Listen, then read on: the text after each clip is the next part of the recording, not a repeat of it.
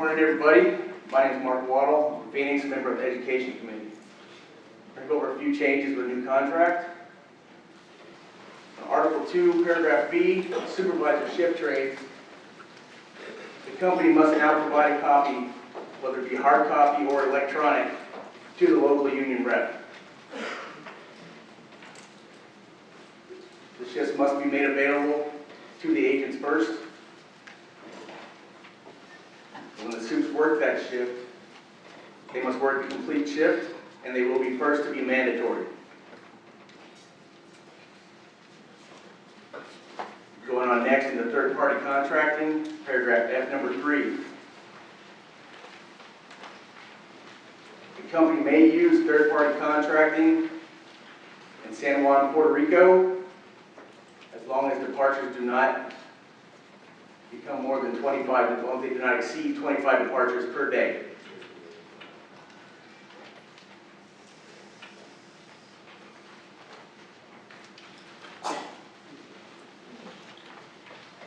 In your little folder there, there's also a handout that deals with the freight facilities. It has the cargo numbers. It's a separate piece of paper. Paragraph G, freight facilities, it says, freight facilities in operation prior to June 14, 2001 are grandfathered in, and they will remain status quo. Inbound and outbound freight limits increased from 200,000 to 400,000 pounds for a 4 consecutive month period. Freight facilities in operation after June 14th of 2001 that do not meet the criteria for poundage will not require the company to maintain a separate bid location.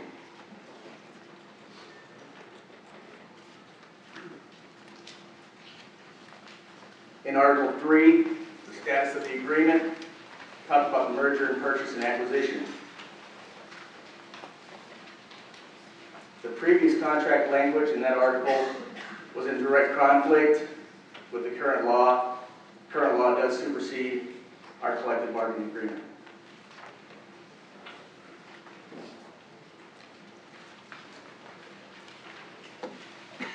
Moving on to Article 5, during classifications, talk about scanners. Scanners receive and record, either manually or by means of electronic scanner, worn or held by a ramp agent. Whatever type of scanner is implemented by the company, the most important part of that is it will be utilized by a ramp agent only.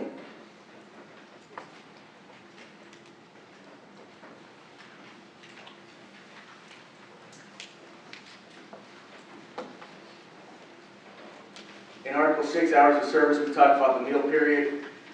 Major changes. When it was scheduled, it's now scheduled during the 4th, 5th, and 6th hour of your shift, and it must be completed by the end of your 6th hour.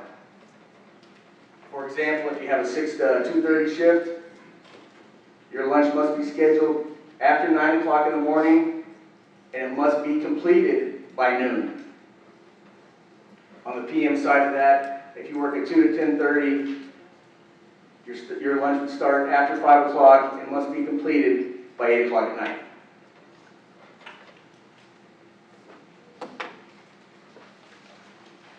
In paragraph E, it talks about job duties. Job duties will be on the shift bid. They are not subject to the grievance process, but in provisioning, we'll talk about a truck driver or warehouse. They need to put that on the bid. Ops, whether it be you work the gate or you're a coordinator, that needs to be on, obviously on the ramp. We're talking about gates, T-point, drivers, whatever it may be in your station. They need to be on the bid.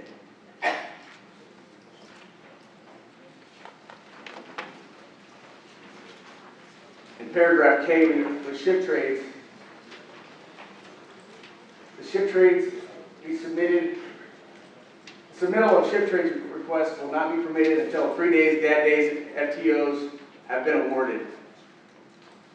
The 3 days, DAD days, FTO bids will be awarded at least 72 hours before the beginning of the next month.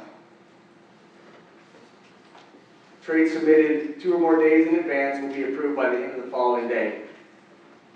If you pick up a shift for Friday afternoon, on Monday, you turn the shift trade in, the company must sign that shift trade by the end of Tuesday.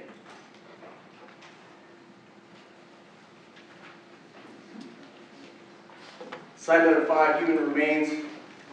That's actually, we've been part of the contract, it just has not been in the contract.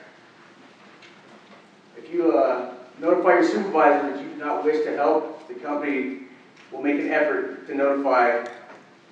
You notify the company, they'll make an effort to find another agent that will help with that. If not, if none are available, the supervisor may perform the work themselves.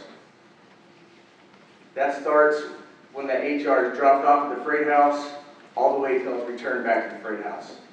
If you choose not to help loading it off the truck, transporting it from the freight house to the ramp, transferring it from gate to gate, notify your supervisor, and they will make every attempt to find somebody else to do the work.